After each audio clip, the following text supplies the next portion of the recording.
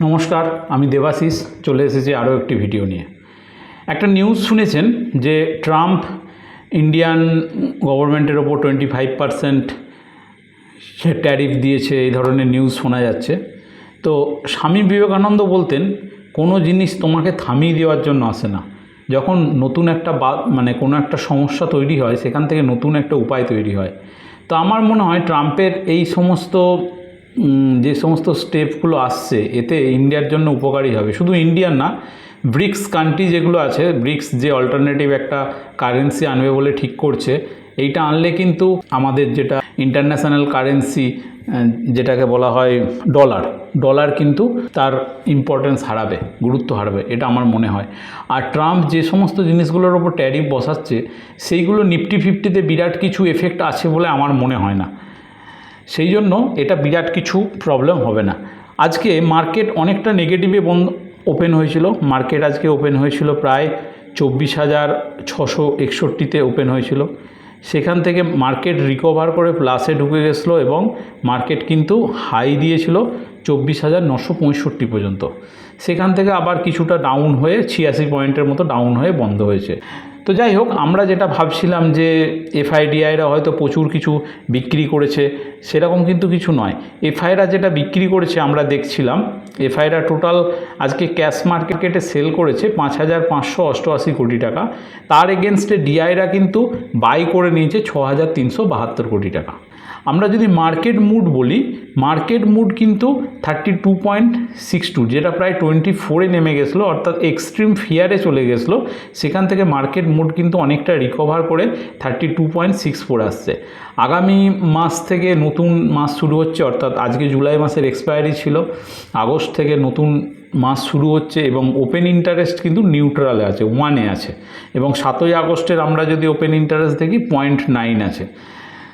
তো আমার মনে হয় আগামী দিন স্টক মার্কেটের জন্য ভালো হতে চলেছে এবং এবছরই 2025-এ আমাদের যেটা লাইফ টাইম হাই আছে 26,300, এটা ক্রস করে মার্কেট হয়তো 27,000-28,000 পর্যন্ত যেতে পারে।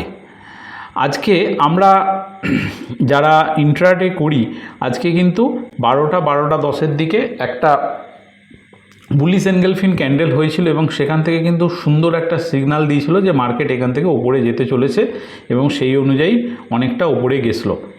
এইখান থেকে 12:10-এর পর থেকে যারা ট্রেড নিয়েছে তারা কিন্তু ভালো প্রফিট হয়েছে। আমরা ডিডি ভ্যালু ইনভেস্টিংয়ের যারা সদস্য, প্রত্যেকেই কিন্তু এই ট্রেডটা থেকে আমরা প্রফিটেবল হয়েছি। এক্ষেত্রে একটা কথা বলে দিই, আমরা কিন্তু এখানে যা কিছু বলি বা এই চ্যানেলে যা কিছু করি সবই এডুকেশনাল পারপাস। আপনি যে কোনো ট্রেড নেওয়ার আগে আপনি আপনার ফিনান্সিয়াল অ্যাডভাইসারের কাছে অ্যাডভাইস নিয়ে তবেই নেবেন। যে সমস্ত স্টকগুলো আমাদের কাছে এখন অ্যাট্রাকটিভ মনে হচ্ছে সেটা হচ্ছে টিসিএস এই মুহূর্তে 3,033 টাকায় পাওয়া যাচ্ছে। আজকে 3,033 টাকায় ক্লোজিং। টিসিএস আমার মনে হয় আগামী 6 মাসের মধ্যে 4,500 টাকায় আমরা টিসিএসকে দেখব। কোলগেট একটা খুব অ্যাট্রাকটিভ প্রাইসে পাওয়া যাচ্ছে। কোলগেট এই মুহূর্তে 2,244 টাকায় পাওয়া যাচ্ছে, 2,241 টাকায়। তো কোলগেট আমরা কিছু দিনের মধ্যে হয়তো 3,800 টাকায় দেখতে পারি।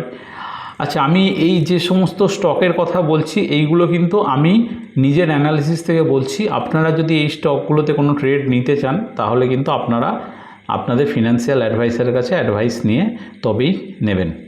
প্রতিদিনই কিছু না কিছু স্টকের রেজাল্ট বেরোয়, তো সেই রেজাল্টগুলো আপনারা কিন্তু ওয়াচ করতে থাকবেন।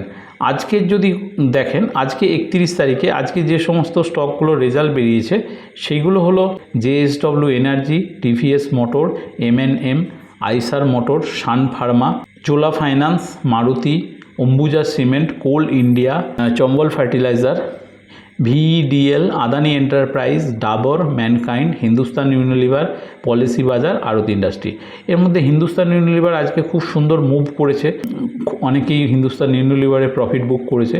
আগামীকাল 1 তারিখ যে সমস্ত কোম্পানিগুলোর রেজাল্ট বেরোবে সেগুলো হলো UPL, টিন্ডা, ITC, MCX, গোদরেজ প্রপার্টি,